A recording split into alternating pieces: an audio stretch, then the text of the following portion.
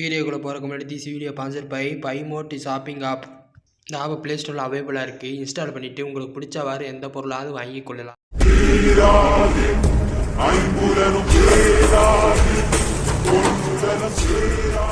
இந்த உலகத்துல அதிக அளவு அதிசயங்களும் மர்மங்களும் நிறைஞ்ச இடம் எதுனா அது நம்ம இந்தியா தான். உலகத்தோட தொடக்கமே இங்க இருந்துதான் ஆரம்பிச்சதுன்னும் பூமியோட பூர்வ குடிகள் இங்கதான் வாழ்ந்தாங்கன்னும் வரலாற்று ஆய்வாளர்களால சொல்லப்பட்டிருக்கு. அதிசயம் மர்மம்ங்கிற இந்த ரெண்டு கேட்டகரியிலையும் வர்ற ஒரு வார்த்தை தான் குமரிக்கண்டம்.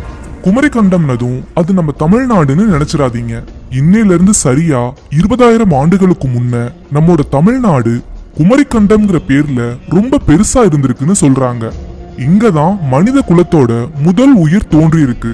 தமிழ்நாட்டுல தொடங்கி கிழக்குல ஆஸ்திரேலியா, மேற்குல அந்தமான், இலங்கை, மாலத்தீவுன்னு மடகாஸ்கர் வரைக்கும் இருக்கிற நாடுகளை உள்ளடக்கின மாபெரும் தீபகற்ப நாடுதான் குமரிக்கண்டம். பாண்டிய மன்னர்கள் ஆட்சி செஞ்சதா சொல்லப்படுற இந்த குமரிக்கண்டம் ரொம்பவே பரபரப்பா இயங்கிட்டு இருந்த ஒரு கண்டம்ங்கிற கருத்தும் ஆய்வாளர்கள் மத்தியில நிலவிட்டு இருக்கு. குமரிக்கண்டம் பத்தின ஆதாரங்கள் எல்லாம் அறிவியல் ரீதியா இல்லாம சங்க இலக்கியங்கள்ல மட்டும் இருக்கிறதால சிலர் இதை நம்ப மறுக்கிறாங்க.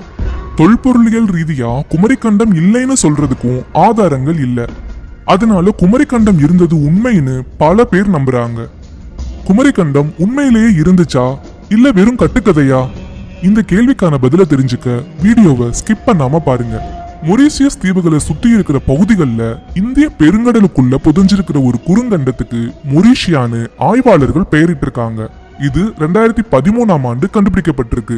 உண்மையை கலந்து சொன்னா நம்பகத்தன்மை கிடைக்குங்கிற நம்பிக்கையில இந்த கண்டம் தான் குமரி கண்டம்ங்கிற லெமூரிய கண்டம்னு சிலர் சொல்றாங்க. ஆனா அது உண்மை கிடையாது. மனித குலத்தோட வரலாறு தொடங்குறதுக்கு முன்னாடியே இந்த நிலப்பரப்பு கடலுக்குள்ள மூழ்கிடுச்சு. இந்த குமரிக்கண்டம் எப்படி இருந்துச்சுங்கிற கேள்விக்கு சங்க இலக்கியங்கள்ல பல விவரங்கள் சொல்லப்பட்டிருக்கு. அறிவியல் ரீதியா தெரிஞ்சுக்க லெமூரியான்னு கூகுள்ல தேட ஆரம்பிச்சதுமே லெமூரியா கண்டம் இருந்த இடம் தொடர்பா நிறைய முரண்பாடு மிக்க தகவல்கள் தான் நமக்கு கிடைக்குது. அதாவது மூங்கிற பெயர்ல பசிபிக் பெருங்கடல்ல இருந்த கண்டம் தான் லெமூரியாங்கிற அர்த்தத்துல தான் தகவல்கள் எல்லாம் இருக்குது. அதே நேரம் சில தகவல்கள் இந்திய பெருங்கடல்ல இருந்த கண்டம் தான் லெமூரியான்னு தெரிவிக்குது. இதுக்கு என்ன காரணம்னு பார்த்தோம்னா வேர்ல்டு மேப்ல இருக்கிற வட அமெரிக்க, தென் அமெரிக்க கண்டங்கள் சுலபமா ஆப்பிரிக்க, ஐரோப்பிய கண்டங்களோட இணைக்கக்கூடிய விதமா காணப்படுறதுதான். கொஞ்சம் இமேஜின் பண்ணி பாருங்க. தென் அமெரிக்காவோட வலப்பக்கத்துல இருக்கிற கூர்மையான பகுதி ஆப்பிரிக்காவோட இடப்பக்கத்துல இருக்கிற குளிர்ந்த பகுதியோட பொருந்தக்கூடியதா இருக்கும். அதே நேரம் ஆப்பிரிக்காவோட இடப்பக்க முனைப்பகுதி வட தென் அமெரிக்க கண்டங்களுக்கு இடைப்பட்ட பகுதியோட பொருந்தக்கூடியதா இருக்கும். அதனால இந்த பகுதியில லெமூரியாங்கிற குமரிக்கண்டம் இருந்திருக்க வாய்ப்பு இல்ல. இன்னொரு காரணமா பூமி மேல ஒரு பெரிய விண்கல் மோதினப்போ பசிபிக் பெருங்கடல்ல இருந்து பிளவுபட்டு போன ஒரு பகுதி தான் காலப்போக்குல ஈர்ப்பு விசை காரணமா சந்திரனா உருமாறினதா விஞ்ஞானிகள் மத்தியில ஒரு கருத்து நிலவிட்டு இருக்கு. சந்திரனோட மேற்பகுதியில காணப்படுற சில கனிமங்கள் பசிபிக் பெருங்கடல்லையும் இருக்கான். இந்த நிகழ்வு பூமியில உயிரினங்கள் தோன்றுவதற்கு முன்னமே ஏற்பட்டதா கருதப்படுது. எது எப்படி இருந்தாலும் மனித சமுதாயம் அப்ப உருவாகலைங்கிறது தெளிவா தெரியுது. ஆப்பிரிக்க கண்டத்தோட மேற்கு பகுதியில காணப்படுற மலைத்தொடரானது தென் அமெரிக்க கண்டத்தோட கிழக்கு பகுதியில காணப்படுற மலைகளோட ஒத்து போறதா இருக்கான். இது இப்போ பார்த்து தெரிஞ்சுக்க கூடிய ஒரு விஷயம். அதனால இந்திய பெருங்கடல்ல தான் லெமூரியாங்கிற குமரி கண்டம் இருந்திருக்குங்கிறது தெளிவாகுது. இந்த கண்டம் இருந்திருந்தா எப்படி அழிஞ்சிருக்கும்னு பார்த்தோம்னா பல காரணங்கள் நமக்கு தெரிய வருது. அதுல முதல்ல வர்றது கண்ட நகர்வு. அதாவது பூமியோட அடிப்பகுதியில பல தட்டுக்கள் காணப்படுதுங்கிறது தான். இந்த தட்டுக்களோட நகர்வால தான் இமயமலையோட உயரம் வருஷா வருஷம் ஒரு சின்ன அதிகரிப்பை காட்டுது. எவரெஸ்ட் சிகரத்துல உயர அதிகரிப்பு தெரிய வாய்ப்பில்ல. காரணம் என்னன்னா புவி வெப்பமடைவதன் காரணமா பனி உருகுது. அதனால நகர்வினால் ஏற்படுத்தப்படுற உயர்வு கணிக்க முடியாததா இருக்கும். இமயமலைக்கு அடிப்பகுதியிலையும் 2 தட்டுக்கள் பொருந்தி இருக்குங்கிறத கொஞ்சம் ரீகால் பண்ணி பாருங்க. இந்த இமயமலை தோன்றினதே இந்த 2 தட்டுக்கள் ஒன்னோட ஒண்ணு முட்டி மோதினாலதான். இமயமலை பகுதியில இருக்கிற பாறைகள்ல கடல்வாழ் உயிரினங்களோட படிமங்கள் கண்டெடுக்கப்பட்டிருக்கு. சுனாமி உருவானது கூட 2 தட்டுக்களோட மோதல் காரணமா தான். இப்போ ஸ்கிரீன்ல தெரியுற இந்த பிக்சரை பாருங்களேன். குமரிக்கண்டம் இருந்ததா சொல்லப்படுற இடத்தோட மத்தியில 4 புவித்தட்டுக்கள் ஒன்னோட ஒண்ணு இணைஞ்சிருக்கிறத பாக்குறோம். இந்த 4 தட்டுக்கள்லயும் எதிரெதிர் திசைகள்ல ஏற்பட்ட அசைவு தான் குமரிக்கண்டம் பிளவுபட்டு நீர்ல மூழ்கி போக காரணமா இருந்திருக்கும். இங்க கவனிக்க வேண்டிய இன்னொரு விஷயம் என்னன்னா, இந்த தட்டுக்கள் விலகிடுச்சுன்னு சொல்றதை விட நான்கும் உள்நோக்கி குவிஞ்சிருக்குங்கிறது தான் ஏற்றுக்கொள்ளக்கூடியதா இருக்கு. இலங்கை, மடகாஸ்கர் போன்ற நாடுகள் உண்மையிலேயே குமரி கண்டத்தை சேர்ந்த நாடுகள் தான்.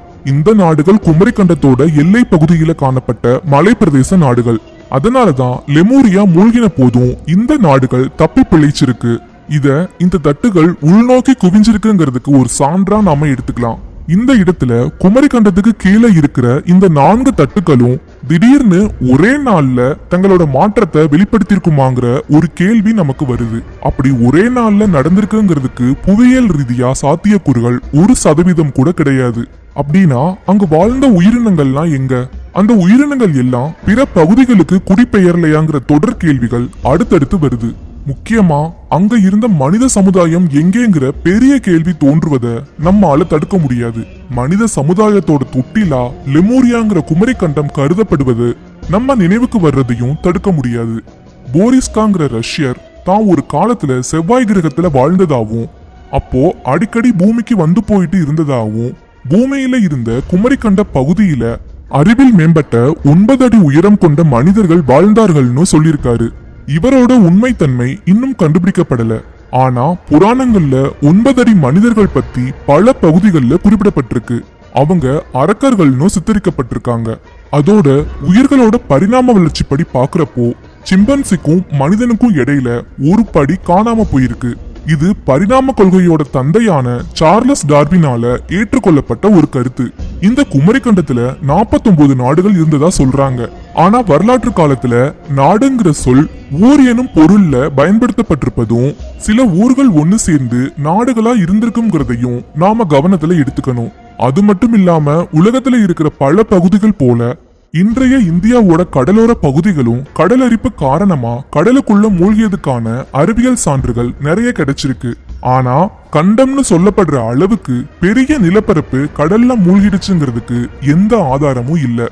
நிலத்துக்கு அடியிலேயும் கடல் நீருக்கு அடியிலேயும் என்னெல்லாம் இருக்குதுங்கிறத செயற்கைக்கோள்ல இருந்தபடியே படம் எடுக்கிற தொழில்நுட்பம் வந்தே பல ஆண்டுகள் ஆகுது. ஆனா இப்ப வரைக்கும் கடலுக்கு அடியில இருப்பதா சொல்லப்படுற குமரி கண்டத்தோட படம் எதுவும் தென்னிந்திய கடல் பரப்பை ஒட்டி கிடைக்கல.